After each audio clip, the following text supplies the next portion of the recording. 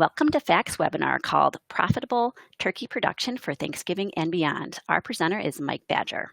This webinar is hosted by Food Animal Concerns Truster FACT.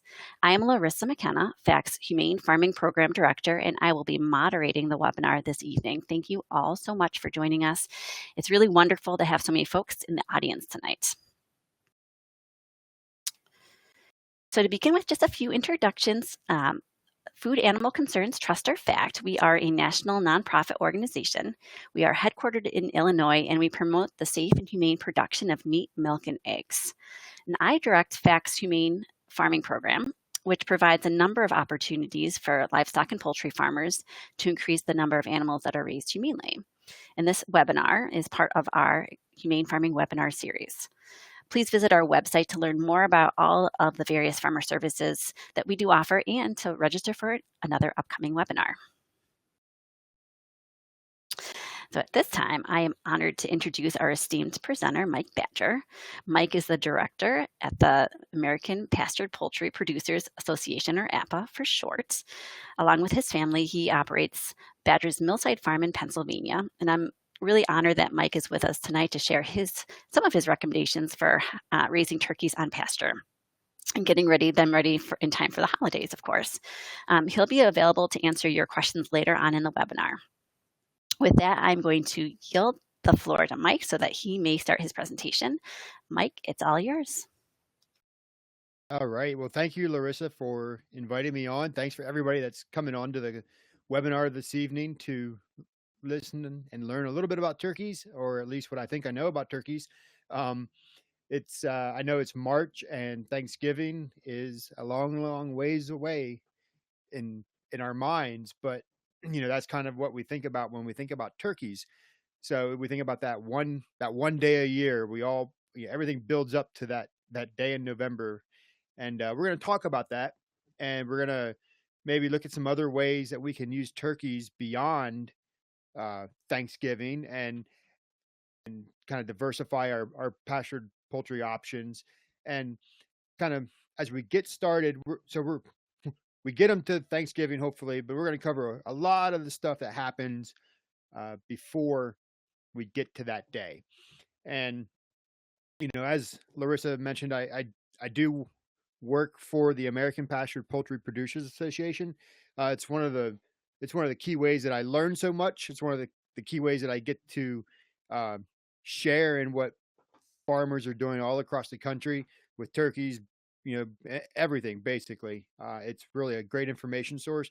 And I've raised poultry in different scales and amounts here for about the last 9-10 years, including turkeys, one of my favorite poultry to raise. So we're going to talk about some of these ideas here. And the first big idea that we need to take away from turkeys is it's not just a big chicken. And as soon as we can wrap our head around the idea that turkeys are not chickens, the transformational moment, and a lot of things get easier for us. And we'll cover some of that as we go through. We're going to talk about genetics, brooding, feed, some time on pasture, markets, and we're going to finish it up with processing. And what I'll focus on primarily this evening is the things that are different. There's a lot of things that go into raising a turkey, but I'm assuming that you have some broiler knowledge or maybe some layer knowledge. And so we're going to focus on the things with turkeys that are different, that are unique to turkeys. And that picture there on that slide that's my son Cameron when he was about 5 years ago now. I guess he was in kindergarten, maybe 4 years ago.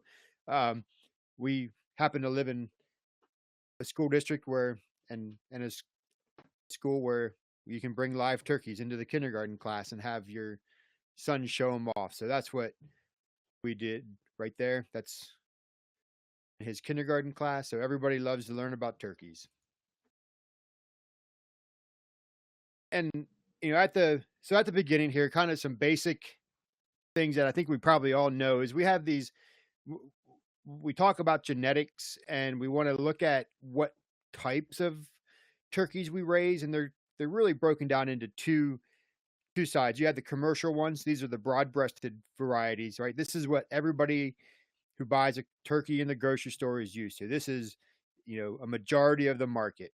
And you can generally get those to market in about 18 weeks, give or take a few.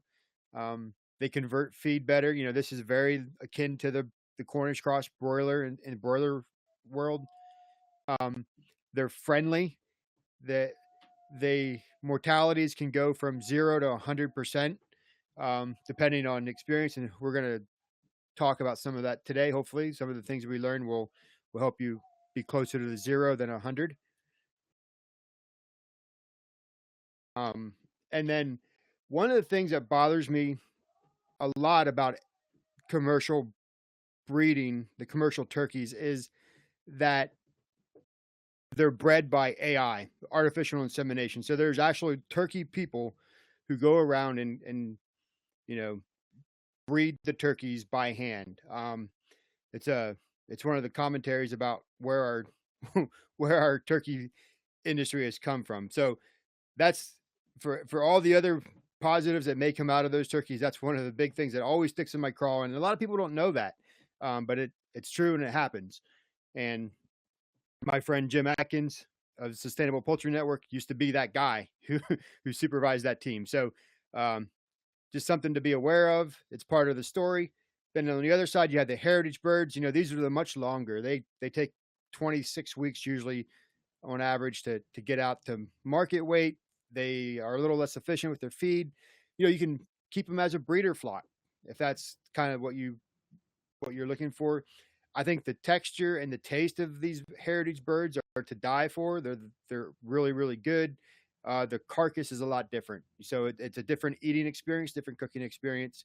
It's harder to find reliable genetics. Um, Generally, they're hardier. And on the genetics front, there's lots of people. Well, I don't know about lots, but there are people right now who are trying to improve genetics of these heritage birds through different regional groups. There's some national groups, and I would always encourage people to seek out the best genetics you possibly can, and ask the breeder for proof of what they're selling you in terms of performance, and pay the price that they're asking if they have good numbers and they can demonstrate quality birds.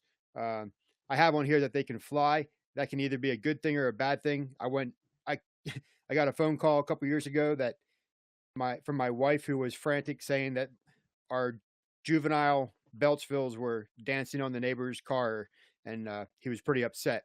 So they broke out of their fence, busted over across the yard, and I don't know what they were doing. They were just all over his car. And of course, it was the nicest car he's ever had, and it cost us about $200 to get a wax job. So um, there is that side to them. They are good eating. So different types of turkeys here. Got some bourbon reds down there in the corner. It's interesting. I alluded to it. I have raised broad-breasted whites and Beltsville small white turkeys, and if you look at that other picture there in the top right of the slide, I guess you would say, you'll have a hard time finding the broad-breasted and the Beltsvilles. They're in there, and that's because the Beltsvilles were popular in the 40s, and they supplied the genetics that actually we know today as the broad-breasted. And of course, they were bred with other birds and stuff. So turkeys are pretty fascinating. A lot of different varieties: Spanish blacks, Narragansetts, if you're going to go the heritage route. And we won't spend a lot of time here. At the beginning, we're going to touch a little bit on these differences, and then we're going to move on quickly, because this is, if you're a turkey person, I really think part of what you're doing and what you want to look for is you want to find that turkey that's good, that turkey that you can relate to, that suits your ideal, your palate, your customer base. Some people that will be the broad-breasted. Some people that will be a heritage experience. But I always, you know, from the APPA perspective, our members are business-minded producers, so they want to be able to produce turkeys that turn a profit. So the question with turkeys always comes down to, can heritage turkeys be profitable? And what I have on this slide is just a quote from Jim Atkins, who, and this is APPA Grid issue 96. This is our newsletter that we publish bi-monthly, and giving us some ideas, some expectations, and you can read the quote there. I won't read the entire thing, but the old guys always said that you should be getting a 20-week-old Tom should weigh about 20 pounds live. And so that's basically equates to a pound of live weight per week of bird. And for your hens, it's a little bit less, obviously. If you look there, a 20-week-old bronze white Holland, 10 to 12 pounds, and a 20-week-old hen, 16 to 18 pounds live weight. So, that's a pretty good indication. And I throw that out there because oftentimes, and I used to process a lot of turkeys for people. I ran a mobile processing unit, and one of the biggest challenges with heritage turkeys was getting people's 30-week-old bourbon reds that dressed at 8 pounds. And I just know that there's people who have good heritage birds, and there's people who do not. Some of it's genetics, some of it is on the manager itself, and some of it's on the feeding, which is part of management. So there's a whole lot of factors in there, but this slide is just an expectation thing. Is it possible, and how far off of these numbers are you if you're currently raising heritage birds? And if you're whenever I give genetic potential numbers, one of the reasons I do it is so you can take a litmus test and you can say, okay, am I getting anywhere close to that? And if the answer is yes, you're like, okay, can I fine tune it? Or maybe you're happy. But if the answer is no, I'm not getting anywhere close to those numbers, then the work begins, right? Then you start looking for help and looking for answers. And I mentioned that can come in many different flavors. Genetics, management, tips, that kind of stuff.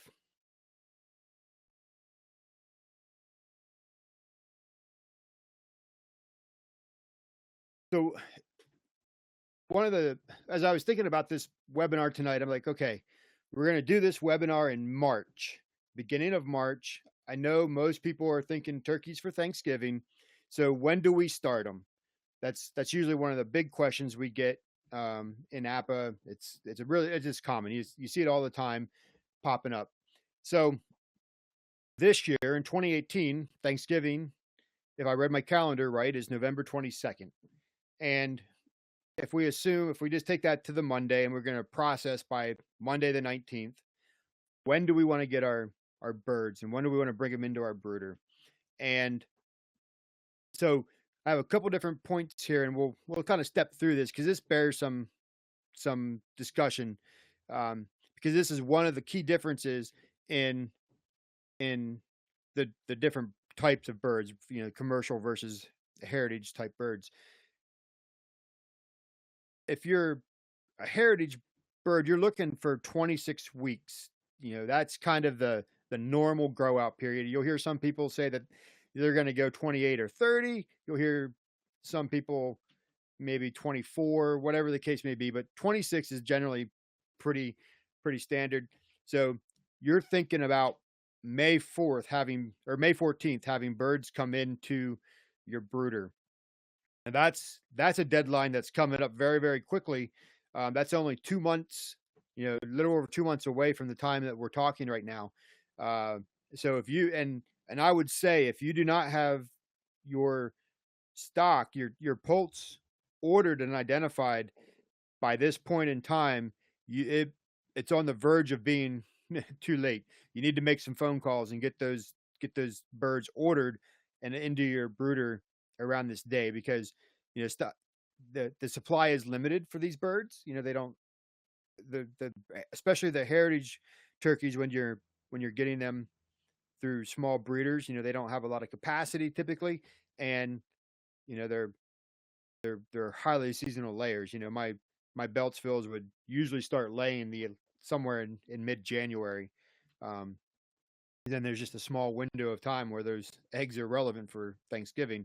So uh, if you haven't done so and you want to go to the heritage route, now's the time to get on those poults and get them ordered, because you want to get them in there middle of May. The broad-breasted whites, you have a little bit more flexibility and time wise, because if you look there at the numbers, there's a couple of different time slots. So if you're going to raise a bigger bird and you want July 9th would be about 18 weeks to get those birds to market. And if 18 weeks sounds like a lot, but with these turkeys, if you have a good year or you have a good management and everything goes as planned, an 18-week-old broad-breasted straight run batch of turkeys are going to be dressing over 20 pounds. So that's a big bird. And you'll naturally have some that are quite higher than that, 25, 30-pound kind of birds. And you back it down 16 weeks, probably closer to 18-pound, 14 weeks, maybe 15, 16 pounds, something like that. So that gives you an idea. And the one thing I would say about this is turkeys, it typically happens so that if you raise your first batch of turkeys, they really do well because you're interested in them, you like them, you're out there spending time with them, and that first batch seems to always turn out really, really nice. And then year two, they crash and burn. But as you get experience with turkeys, this time to grow out can go down. So if you're looking for, let's say, a 16 or 18-pound turkey, you can typically do that in 16 weeks or so. A lot of variables there. We'll cover some of those variables, but this is I bring this up. This is a big deal for me where I live, because we have a feed store that does chick days. They do 5 or 6 chick days throughout the summer, and one of the days they deliver turkeys. They order day-old poults, but they deliver them in the middle of May. So I used to process these turkeys from people that would weigh live 35 and 40 pounds. And that's a large bird. There's just no way around it. And most, it's really too big usually for Thanksgiving. So, so being aware of what these birds are capable of and your timing, I think you can't give too much thought to this. So you'd rather kind of miss light by a pound or two than to hit heavy by 5 or 6 pounds, because just the nature of it, because our turkeys are usually going to command a premium price, and you have to balance your profit motive versus what the customer actually wants. So so then we have our birds coming in, and we think about the brooder. So this is the first place that they come to us, and there's a lot of things to unpack here, and like most everything else, the brooder makes or breaks our experience. No matter what poultry we have, the foundation happens right here, day one, as soon as they come to you. Actually, it happens sometimes while they're in transit in the mail, but the reality is we can't control anything that happens until we get those birds in our hand and put them into our brooder. That's when our management starts. And one of the ideas here is, you can see the first item, clean, clean, clean. And the story here is and I mentioned this in my introduction, one of the cool things about my job and my experience is I get to talk with a lot of different people who are doing things and have been doing things for a lot longer than me. So most of you, or many of you, have probably read Pasture Poultry Profits, and there's a really neat trick in there that says you should raise you should raise a couple Cornish cross chicks in with your turkey poults, so that the turkey, the turkeys have a role model, have somebody else to show them the ropes. Like your Cornish cross chicks are the smartest things on earth when they come to a turkey, right? So the problem is, well, there's a couple problems. So that advice is still out there, and it assumes you're still brooding in the same area that the broilers are in, maybe not cleaned out that brooder at all. Um, and that may work for some people, and I know it does work for some people. But the person who wrote that, Joel Salatin, in his book, several years ago, started saying something different. He's like, well, we were still having high turkey mortalities, and we eventually came to realize that maybe we need to clean our brooders. So now the protocol for Polyface, the guy that wrote the manual on how to raise pastured poultry, is in that talk that he was giving, what he recommended power washing his brooders. Like they stripped everything out, cleaned the brooders, sanitized them, put the birds back in, the clean, clean bedding, the poults, and started them. And lo and behold, mortality went down. Uh, it was awesome. It was great.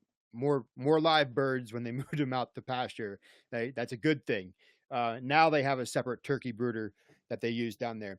So I bring that up to this is one, I think, the key differences is when we have broilers, oftentimes it's normal. It's to just let that bedding build up and roll through, as long as, and with broilers, as long as you don't have a disease issue in your brooder, there's no harm in letting that brooder bedding kind of build up over time and use it for the whole season. And the chicks actually seem to respond better to that. But in turkeys, it seems like they like a cleaner brooder space. And I've experienced this in my stuff. I was guilty of just tossing poults into the chicks, into the brooder, days after chicks have been there, no clean out, no rest period. But as soon as I started making efforts to be separate and clean, my my brooding experience improved. Um, I personally think that, and not think, but by observation, these poults like to be warmer longer, so they have a higher heat requirement than what the chicks do. And um, they we tend to want to sometimes cut that heat off prematurely, but uh, be in tune with the birds and watch them. This is part of your observation every day when you're doing chores in the brooder, and hopefully you're coming into your brooder multiple times through the day so you can observe everybody and make those adjustments as you need. But be aware that they like it to be warm.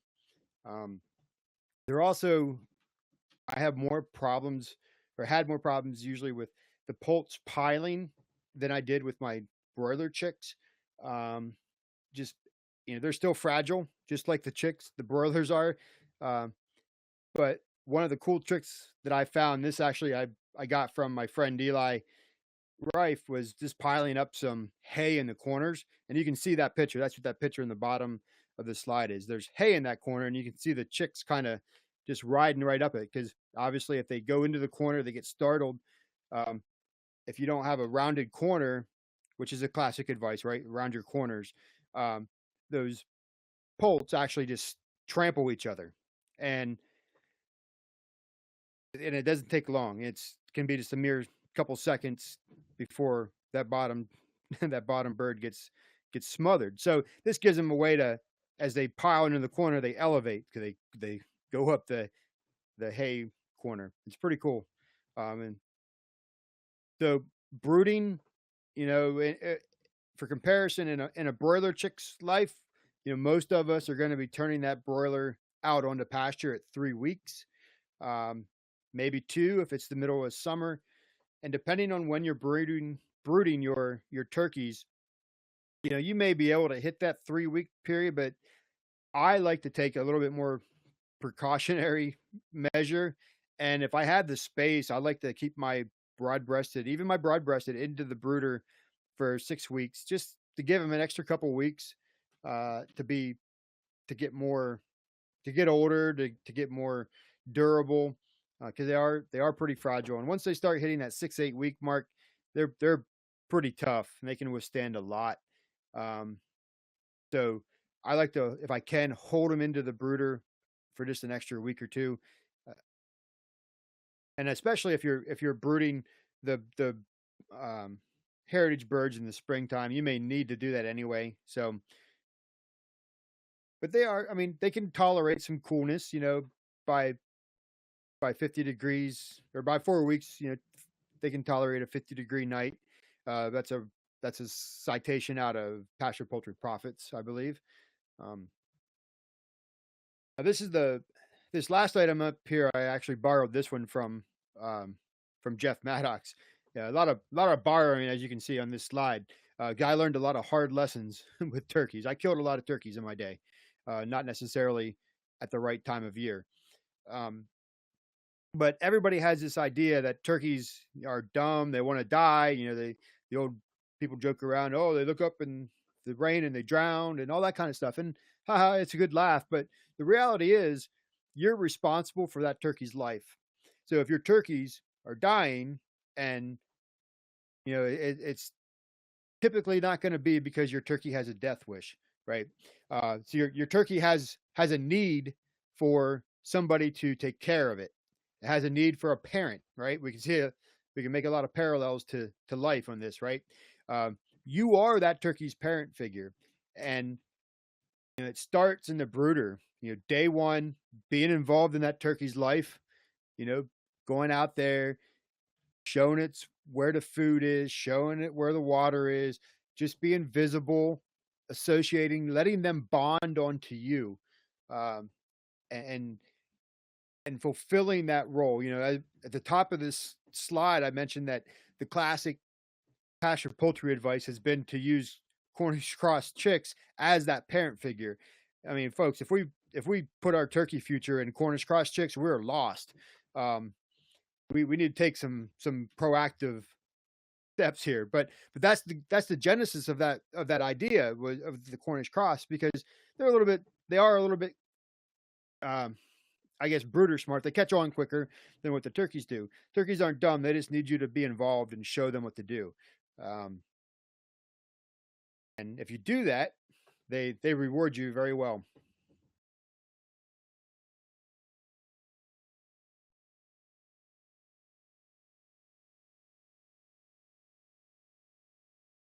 So I'm sure we'll probably have a few questions there, um, on the brooder. But those were the big things that I've found, just simple brooder things that kind of really helped me improve what I do in my turkeys.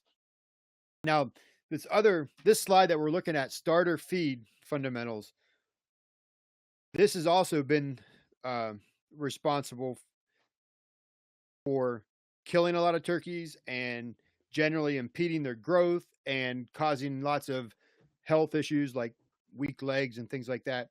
And this is the feed, right?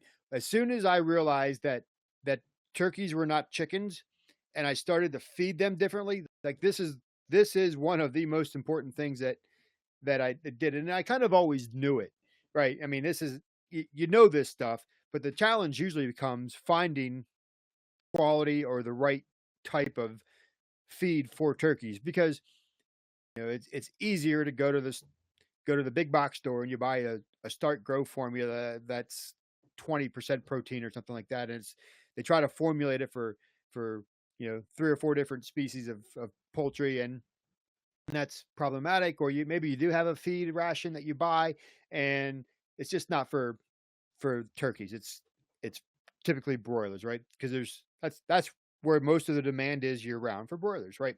So, but putting effort into getting the right starter feed and is critically important, especially if in that first brooding phase, that first phase of their life.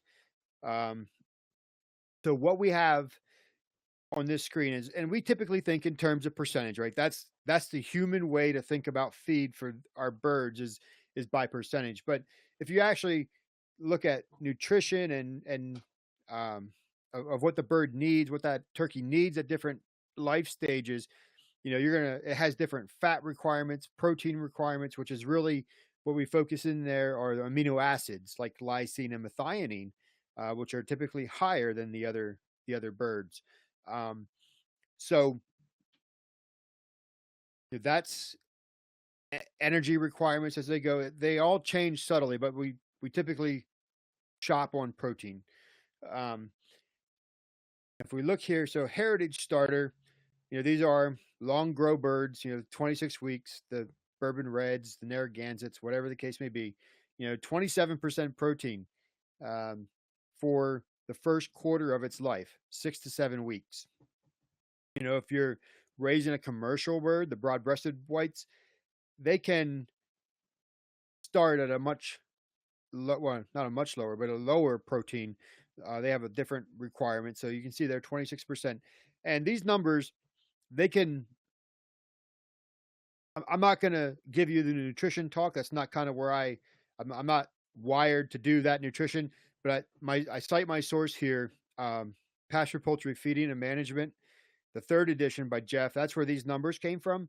When I gave this talk just last year when we were doing second edition book, these numbers were a little bit different, but he's constantly reformulating. And the beauty of working with a nutritionist, whether it's Fertrell or whether it's any of the other number of poultry nutritionists out there who understand pasture, is they can formulate a ration for that meet your needs, meet your bird's needs based on, locally available feed ingredients. So there's some ideas here, but my main point here is, and you'll see this in a later slide, but it's coming up now in my mind, is you can't start these birds on a 19% broiler grower and have any success. It's gonna be a horrible failure if you try that. And that's really what you should take away from this slide is, if I'm going to feed turkeys, I need to find out what I'm going to feed them, and I need to identify that feed source before I get my birds, so I have it in line.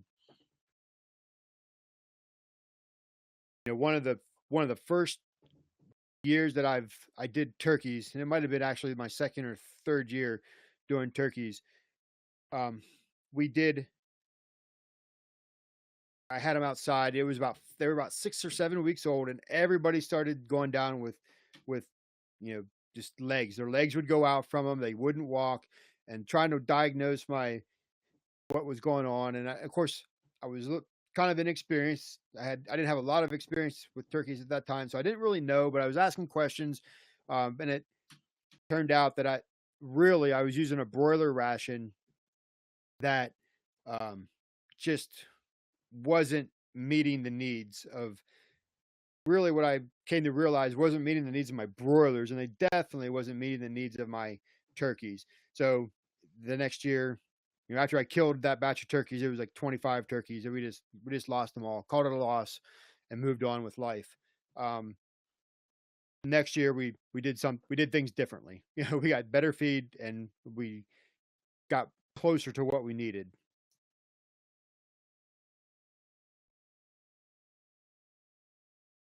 So there's a hack that you can do. I call it a hack, but it's really just this gives us some flexibility, because most of us, if we are raising turkeys, we're also going to raise broilers. So we typically have other feeds laying around, like the 19% broiler grower. For example, for many years, and I still kind of tend to lean this way, I feed a 19% starter grower in my broilers from day one through slaughter, instead of doing a starter and a grower. So I always had this 20% broiler ration laying around.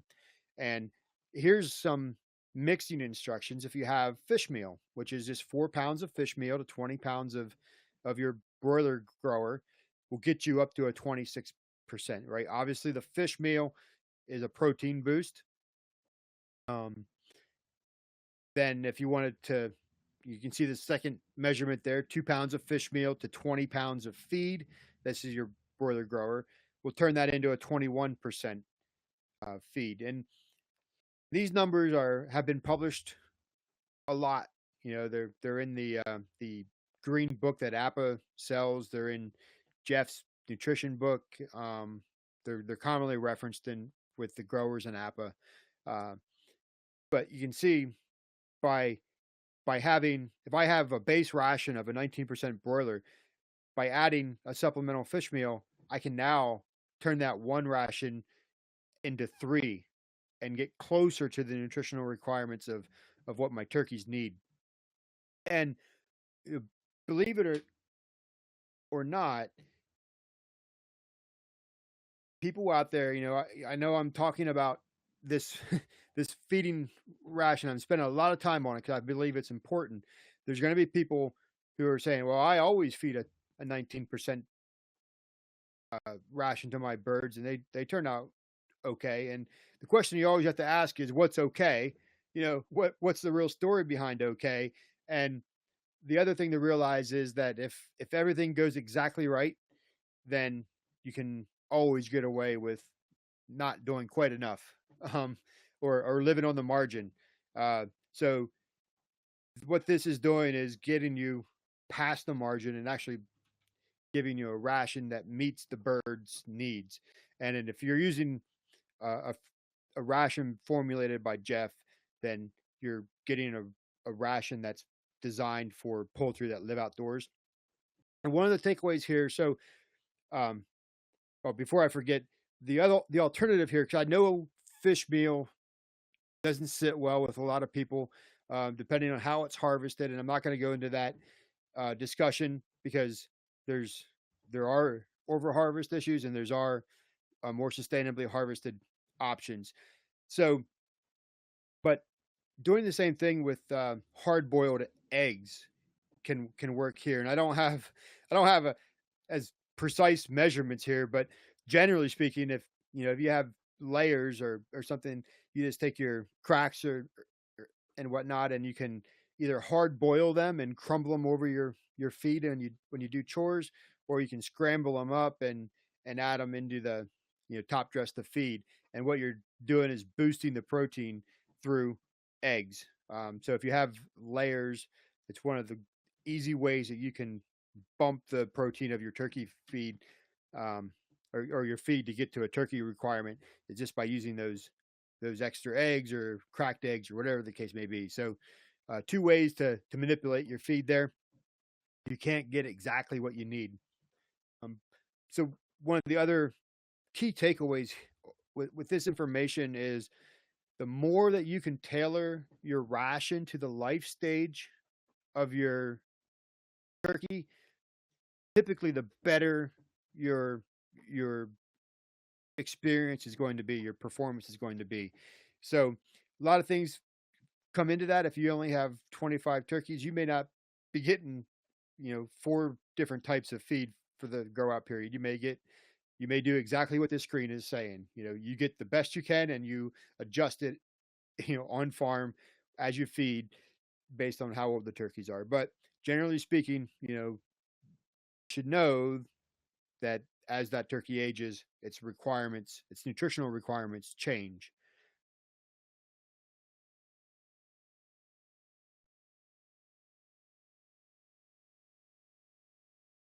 And as those requirements change, so last kind of feeding slide that we have here is, as those turkeys age, the protein requirements change and decrease is the direction they go here. And I put this in, this sounds obvious, but even even in broiler, when people are raising broilers, I hear people often say stuff like, "Well, I feed my broilers a 21% starter from day one through, 8 weeks or whatever." Or, same thing with turkeys. They just grab a starter feed and they feed it for 16 weeks, and you know, there you could that's a high performance feed on a high performance bird, and sometimes you go too far, and that's a lot of times what you can cause health issues taking that approach. But the other practical point of the matter is when you do that, you are buying more feed than you need. The protein is some of the most expensive parts of that feed. And if you're feeding more protein than you need, then you're spending more money than you need. And, just something to be aware of. So as we hear on the idea of feeding based on the life stage, kind of a shortcut to thinking about this is take your bird, whatever it is, whether it's heritage or broad-breasted commercial variety, and divide its life cycle into 4 quarters. So first quarter, you know, is your starter phase. And if you remember the starter slide, the starter feed slide, our heritage birds, this was 6 to 7 weeks, and in our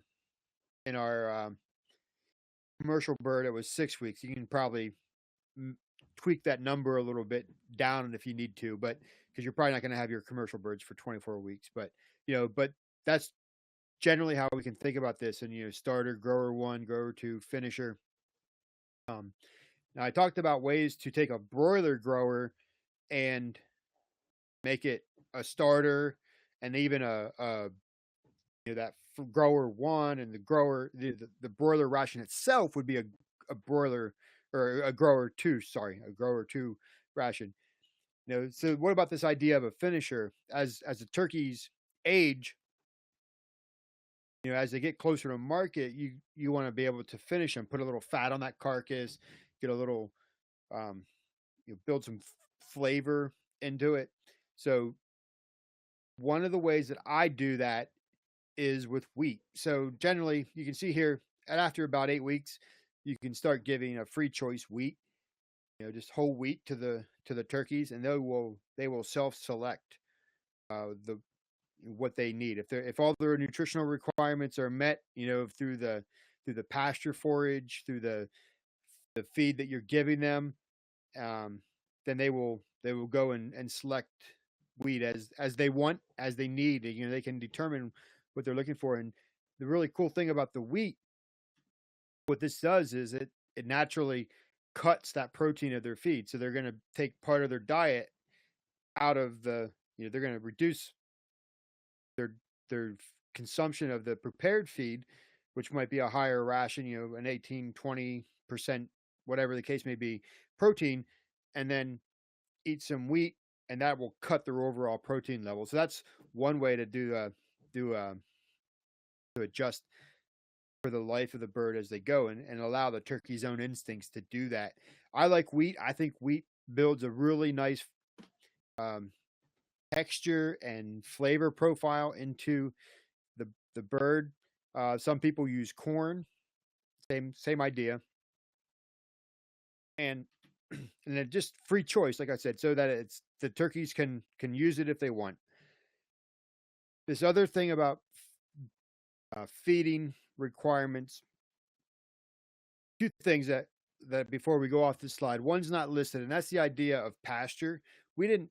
I'm not talking really about pasture as a feed source. We do know that the turkeys are aggressive foragers. They love to to eat the greens, eat the insects, the grasshoppers, all that stuff, um, and they will get some nutrition out of that, and they will get some feed value out of that. But the rule of thumb here, just like in broilers, is feed all of the prepared formulated ration that the turkey needs, and let the pasture be what it is, the supplemental forage, the immune boosts, the profile, the flavor profile change, and if you're lucky, then the offset in the feed. There's too many variables in your pasture to count on, you know, pasture being part of the feed, of the planned feed. Um, so with that, and especially since these turkeys are outside grazing and they do graze so well, and especially if you give them free choice wheat and corn, is you should always, always, always feed them grit. Starting from the time in the brooder all the way through slaughter, turkeys can take by the time the turkeys are ready for market, they can be chowing down grit that's somewhere around 5/8 of an inch in size. So that's big chunk of rock, hard granite grit, stuff with hard edges on it, so that it sits in the gizzard and just grinds that feed. And the grit's important here for a lot of reasons. All your poultry should always have grit. It's a healthy, natural function of your birds to use grit to grind up that feed and to get more nutrients and efficiently use that nutrient that you're giving them. The grit action is stimulates a healthy bird, and especially if you're going to give them whole grains and fibrous materials such as forage. If you're not giving your birds grit, it's kind of cruel in my book. Always do it. There's grit for each life stage of that bird.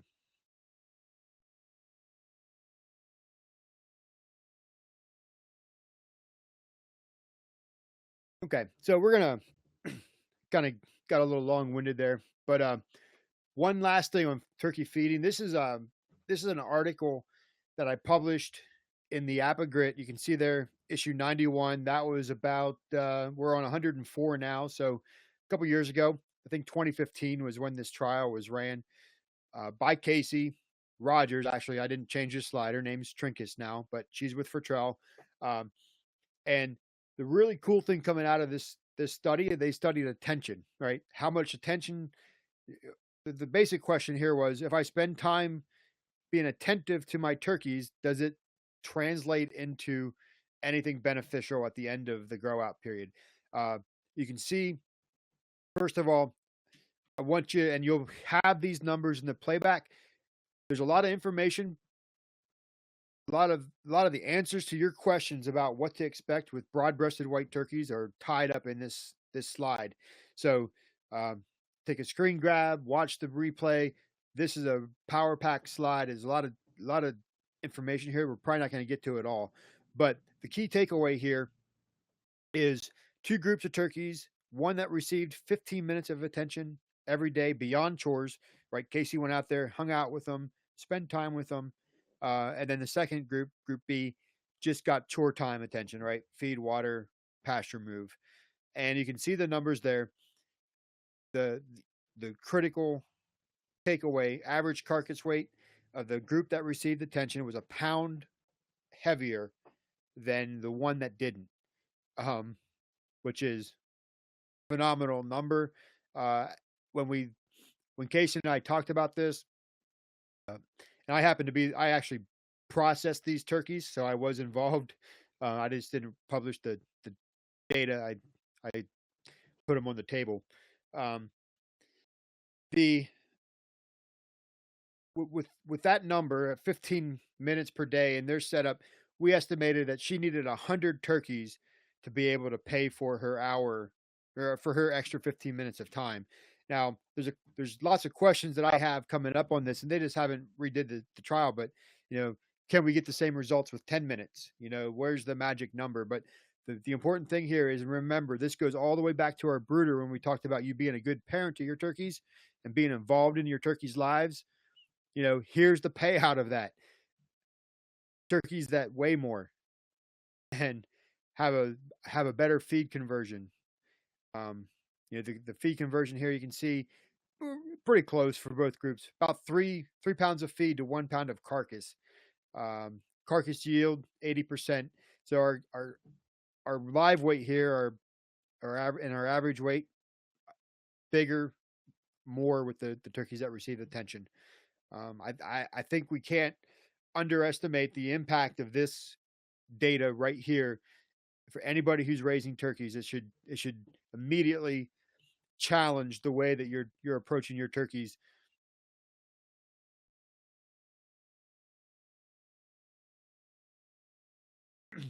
Okay, just a couple things here. We won't spend a lot of time on pasture. You can my own way that I do turkeys from the brooder. I put them into a daily move. I use hoop houses for until they're probably about 8 to 10 weeks old, depending on what I'm doing, but somewhere around 10 weeks. And then I open up the doors and I let them day range out of my hoop houses so that they're outside. Usually as they start hitting that 10-week mark, they're pretty big.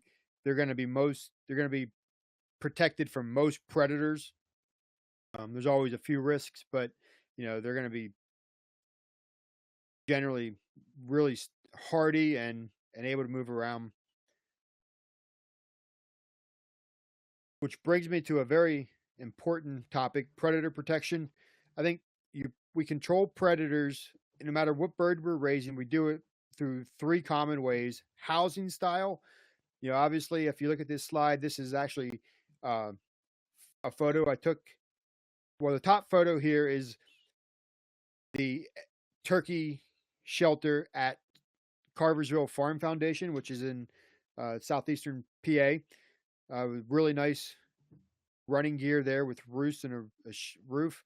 The bottom are hoop houses with some, I think they're Spanish blacks. That's actually Franny's farm down in North Carolina in Asheville.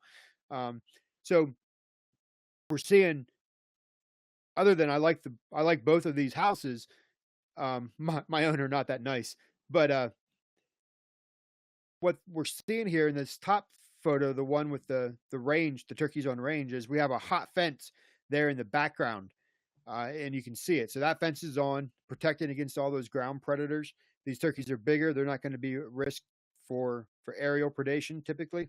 And the bottom one there, the hoop houses, you see there that's enclosed. So these birds are protected from ground predators and from the air. And of course, a lot of people use guard dogs to protect their flocks because they do really phenomenal job against most predators. Uh, be very vigilant against the neighborhood dogs when it comes to predation. I seem to, we were processing, I would take lots of calls from turkey farmers who lost either all of their flock or half their flock or significant numbers of their flock, or they needed to process sooner rather than later because the neighborhood lab came in and just took out 30 turkeys for sport. So those dogs, those transient dogs rolling through the farm, they don't always want to kill stuff, but they want to play with stuff, chase it, and then they all have some kind of instinct. But so being prepared, being guarded against, the labs in town, and they're not exclusively picking on labs, but some of the ones that I've had the most problems with. Okay, as we wrap up here, I'm gonna just kind of wrap up here in about 10 minutes. We're gonna transition. Hopefully, the things that we've covered so far are the the management stuff that gets you a healthy turkey and more of your turkeys to market weight. So, and oftentimes we could have started with this because a lot of times when you're doing turkeys, this is the most important part. And once you get some experience actually successfully getting turkeys from brooder to the processing line, then markets become more of a factor. But obviously our big market here is Thanksgiving, typically whole birds, and a lot of times you find customers who will buy that one very expensive turkey each year, and they won't even look at your chicken the rest of the year, but they want to impress the in-laws, the family, or whoever they're cooking dinner for, so they get the best turkey they can afford, and it's a conversation piece. There's not much of a Christmas bird market, so if you got whole birds left over after Thanksgiving, uh, the romance fades pretty quickly after that. You need to be looking in my experience, especially where I'm at in north central Pennsylvania. There's just not a big turkey market for at Christmas time.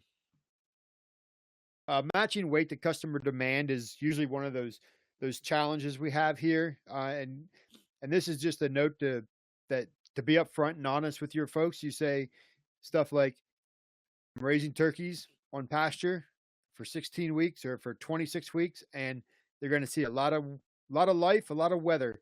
Uh, Sometimes things happen; they grow well, and sometimes they don't. But we'll try to get you as close as we can. And most times, people are okay with that.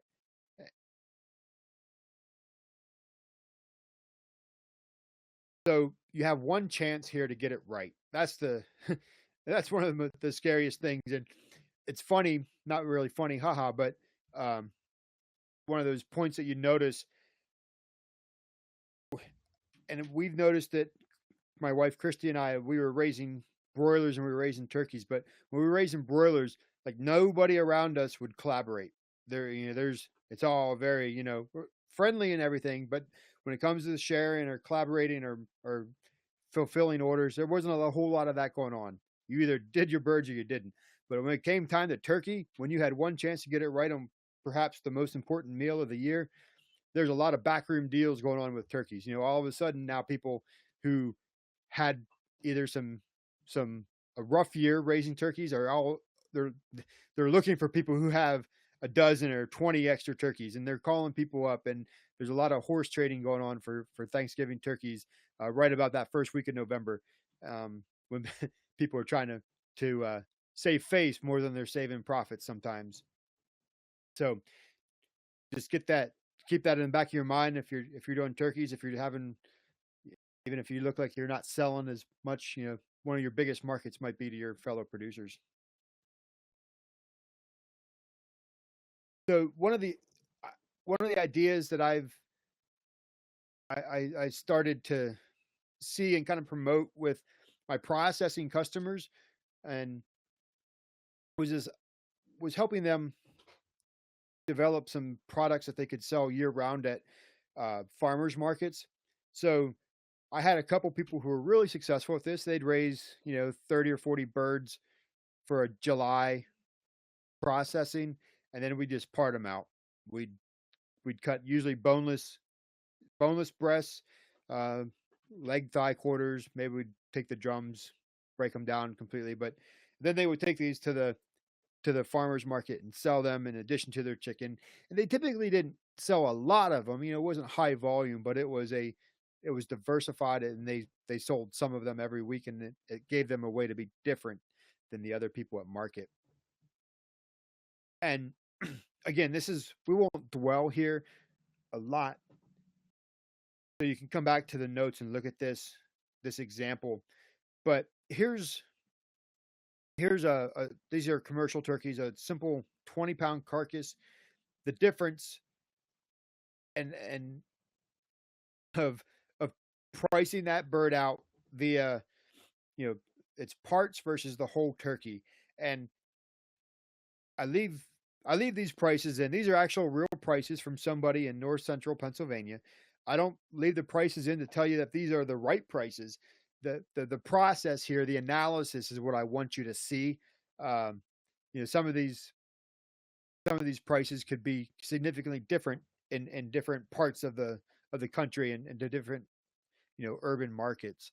So, but even in a conservatively priced market, if we come right down here to the bottom line of this slide, your whole turkey, whole 20-pound carcass turkey at $4 a pound is $81. And if you were able to turn that entire turkey out as parts using the prices I laid here, you can bump up your income to $104. So the question here becomes, at what point is it worth my time for the extra $25? You typically aren't going to have $25 in cost to cut up and bag a turkey. Uh, I think this is the floor. This is where it starts. The the value add gets a little bit better for most people than this.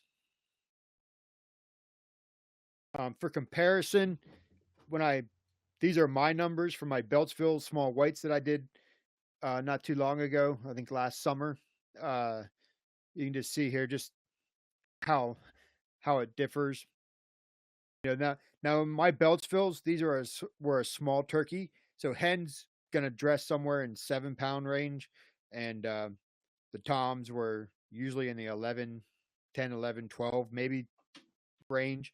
So you can see here, average carcass from these were just over 11 pounds, and 3.5 pounds in breast. So again, part of if you're going to go this route is knowing how this stuff breaks down, and a lot of times you just got to do it. You got to take a turkey, you got to cut it up, you got to weigh it. Then you build a spreadsheet and you say, okay, if I got a turkey that weighs this, it's worth X number or X amount whole, and if I have all these parts, what could I move these parts for? And you compare the numbers, and that's how you make that decision about what you're going to do. So the other big opportunity I think here for for turkeys, and this is on my radar for 2018, is actually doing ground turkey. We did some as a trial end of last year. Actually, all my Beltsville breeders were turned into ground turkey just about, and so we've been eating some of that. I had some of it tonight actually for dinner. Um, but these are commercial turkey numbers right here, and this is a much more interesting proposition. Again, these are real numbers. 20 turkeys dressing at 28 pounds and turning the breasts and thighs into ground and keeping the legs whole, the drumsticks whole, and selling the backs and frames as stock. So just looking at what we get out of the ground, 270 pounds of ground out of the thigh and breast is $3,500 at $13 a pound. And if we were to move those 20 turkeys whole at $4 a pound, we got $2,200. So again, not saying that these are the right numbers, but this is the analysis that you do when you kind of jump into this idea of should I do it or shouldn't I do it? And it's important to know. We'll go right into a processing slide here actually in a couple of slides. But it's important to know that whether you're parting out or you're grinding turkey, those things are allowed under the federal poultry processing exemptions, as long as. And so even if you're processing on farm and you're an exempt producer, 1,000 or 20,000 bird producer grower, the federal regulations say that you can cut up those birds and you can grind them as long as you're not adding stuff to that turkey and you're not otherwise adulterating it. It's legal. Whether your state has restrictions on it is a different story, but federally it's allowed.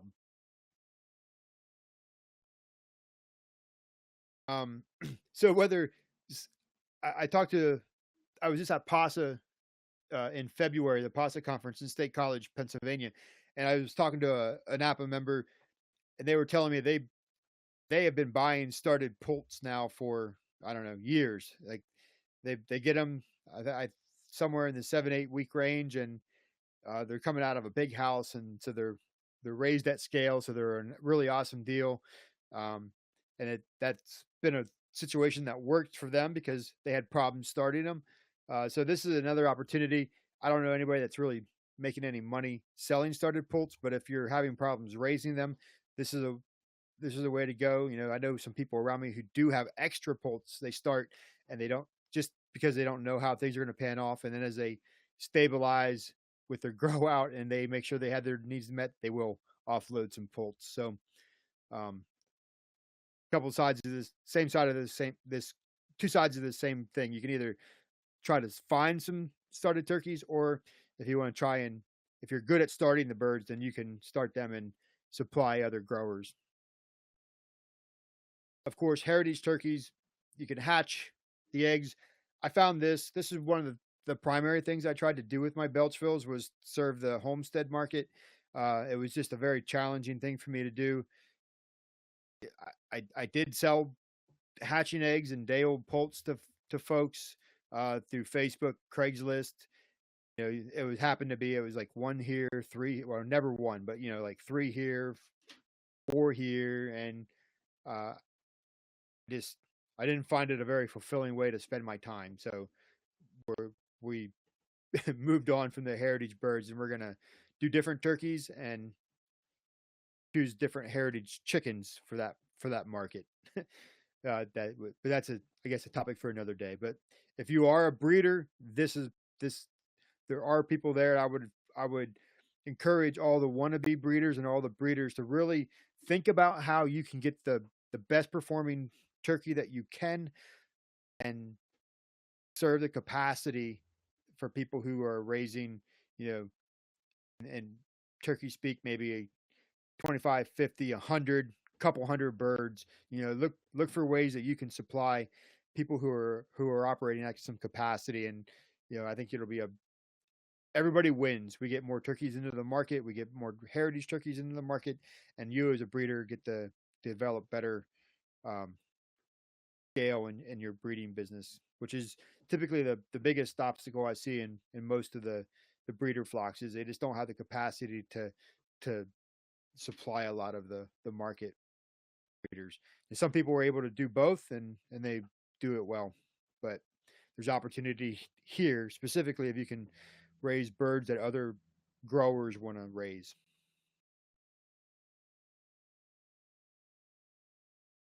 Okay, so we're gonna wrap it up here and talk a little bit about processing. This is my place a couple Novembers ago. That is snow. A couple days before Thanksgiving. Some of not some of well yeah some of the coldest days of my entire processing life happened in November prior to Thanksgiving with turkeys. um, there's just no romance in it, folks. We did an open unit. You can see this is my MPU.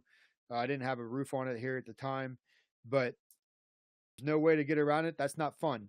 um, so if you're going to be processing in November and you're open air, I love it, but think about what's going to happen come November. November is extremely volatile, especially where I'm at. If you happen to be in a northernly type of client, if you're down south, I guess there's no big deal, right? Florida, you got it made. But up here in the north, where I'm at, this is where it's at. I processed turkeys one year for a friend. We did 110 turkeys one day. When we rolled in the morning, water froze as it hit the deck of my trailer. It was 13, 14 degrees as we rolled in, and it got all the way up to about 29 degrees that day. Completely miserable. Just think about it. That's the little story there. Um, Processing, if you're going to process, these are a lot of similarities to chicken here. If you're going to transport, most people don't have crates, so you can use a trailer. Like stock trailers work pretty well here. Just be cautious of airflow and smothering. There's nothing going to be worse than you cramming 150 turkeys into a stock trailer that should have only had 50 for the night, and coming out the next day and having them all be dead. So they need air at all stages of their life, even right before you slaughter them. So just be cautious of that. The hack I with processing turkeys typically is take the feet off of them before they go into scalder, because it's just easier and they tumble better. If you use a bigger plucker if you can, so in the plucker that's pictured there, that's a poultry man. So 27 and a 35. If always go bigger, and you'll be better off when you're processing turkeys.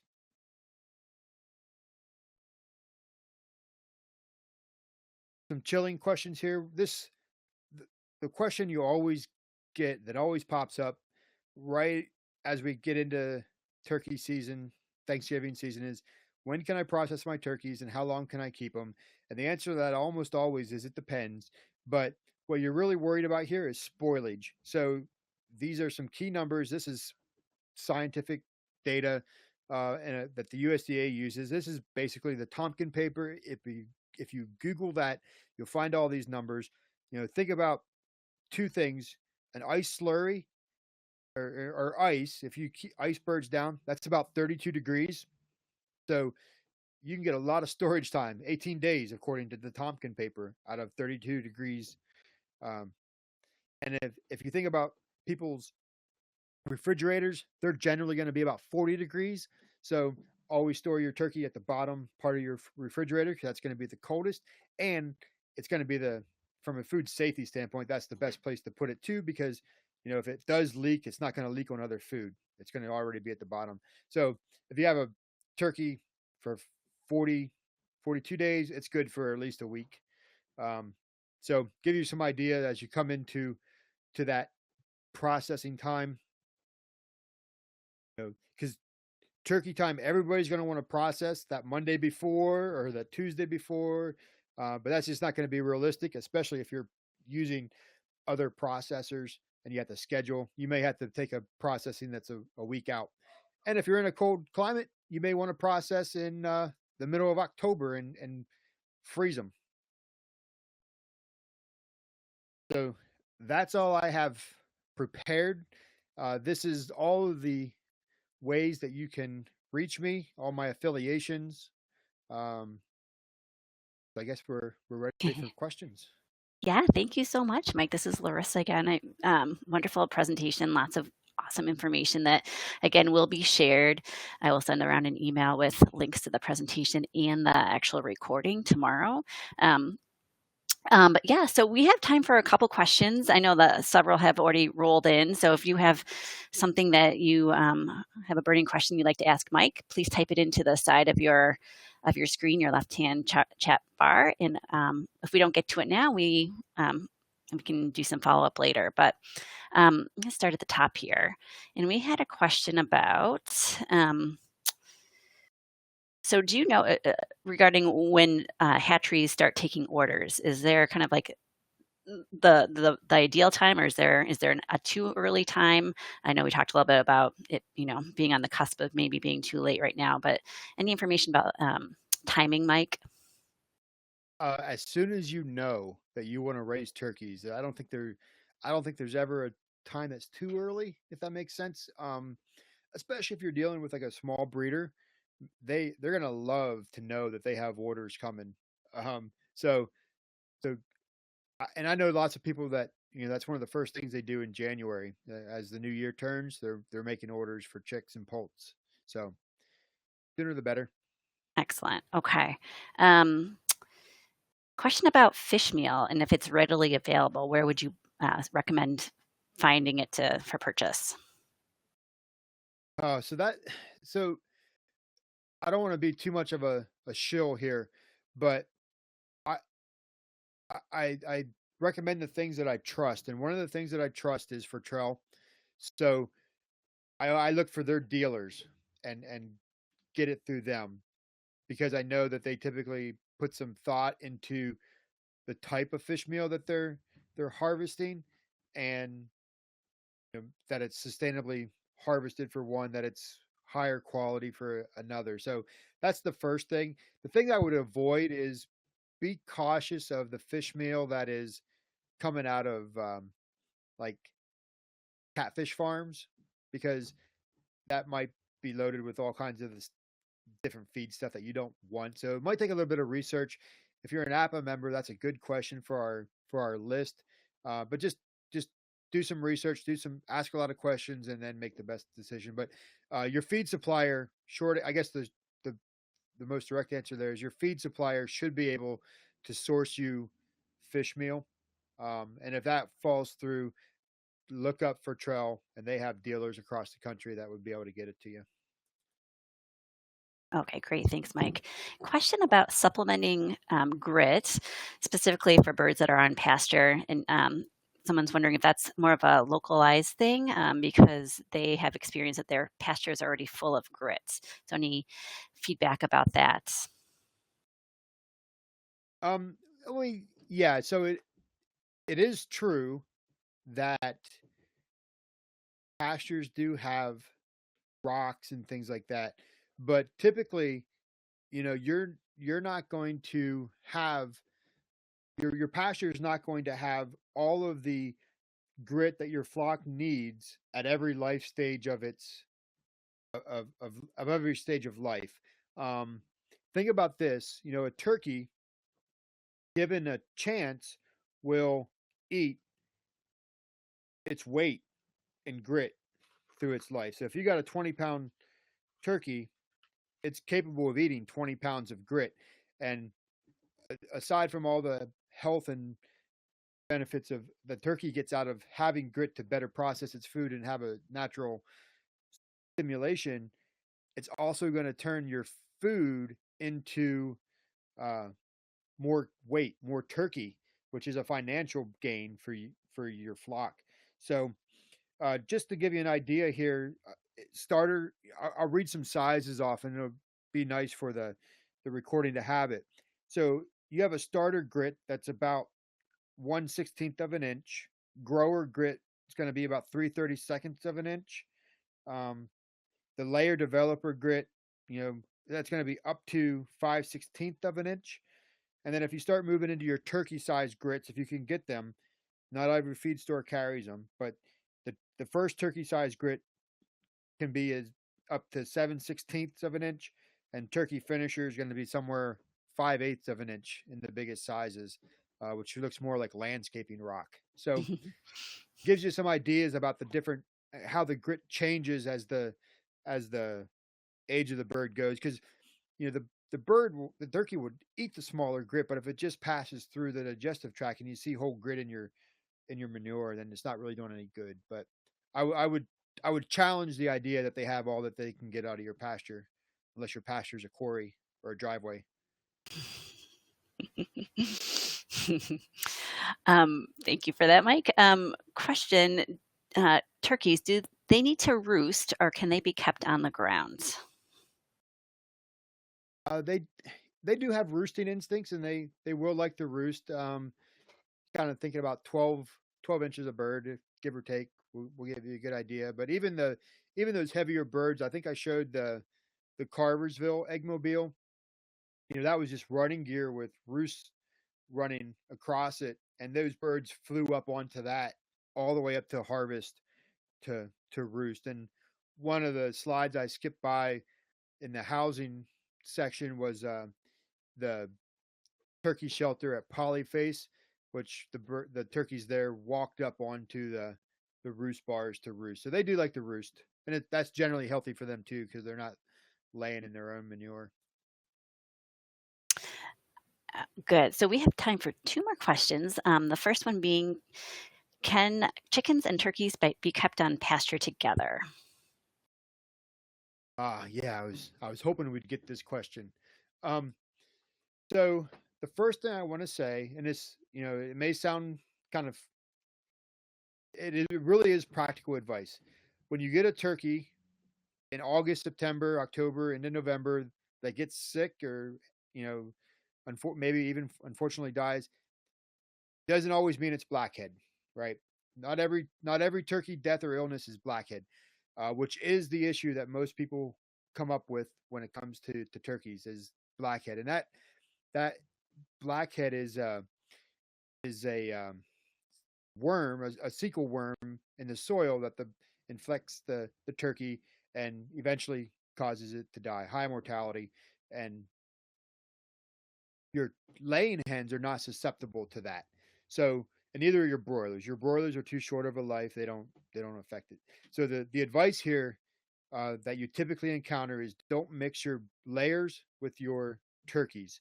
Um, Broilers, like I said, too short of a life cycle to matter. They don't really doesn't really matter.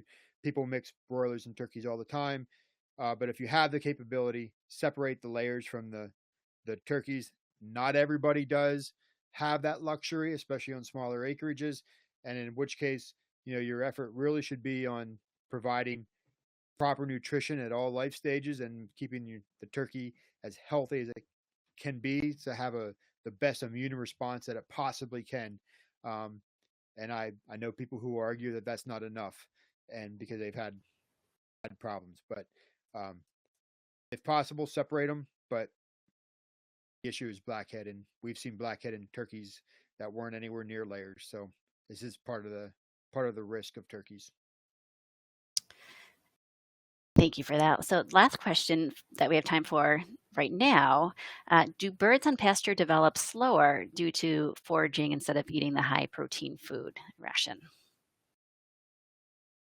Well, yeah, I mean, as a general rule, I would say that across the board, your birds on pasture, whether they're turkeys or layers, are going to be just a little bit slower, maybe a lot slower, depending on your situation, but they're going to be slower than what their genetic potential is in a confinement, you know, environmentally controlled living condition. Um, but a lot of that is due to more or less being in the elements, having to deal with the change in temperatures, the change in weather, as much as it might do with the forage, and we feed differently in a pastured context. If you put that turkey in a barn, confinement barn, the feed system's going to run many times throughout the day and deliver feed, and that feeder's going to run. Turkeys are going to hear it, and they're going to be like, "Oh, chow time!" and they're going to go get feed, and those feeds are balance to the week for those birds. We don't typically do that, so all those things combine to be a slower. How much slower is really the, you know, where experience, management, and the, you know, your farm comes in. Thank you for that, Mike. I do have a few housekeeping items to just mention before we sign off. Like I mentioned, a recording of this webinar and the slides will be available soon for those of you looking for the detailed information that was contained. Um, it will also be archived on our website as long as through an email that I will send most likely tomorrow morning. If you'd like to join us for a future webinar, we would love to have you. Next week, we'll have one about goat herding. And then following that, we have webinars on livestock guardian dogs and then also raising pigs in an agroforestry system. All of the webinars are free and you can register for as many or as few as you like. Mike, do you have any parting thoughts before I close this webinar? Well, just thank you, Larissa. Thank you to Fact for providing this webinar. It's a great service. This is my second one that I've had the Mhm. honor of doing, and I appreciate the opportunity to just talk about, you know, pastured poultry and uh, share my organization's mission, which is APPA, and would love to hear see everybody on the call on the webinar to just check us out. And thanks for listening. Yeah, absolutely. Thank you for being on, Mike. And I will certainly send out information about APPA tomorrow. But yeah, thank you for your presentation and for answering all of our questions. Much appreciated. And I also want to give a little shout out to everyone in the audience for sticking around, being with us this evening, for your attention and all of your interest. Wonderful to have you. And I hope that you all have a really great rest of your night and that we connect again soon. Goodbye.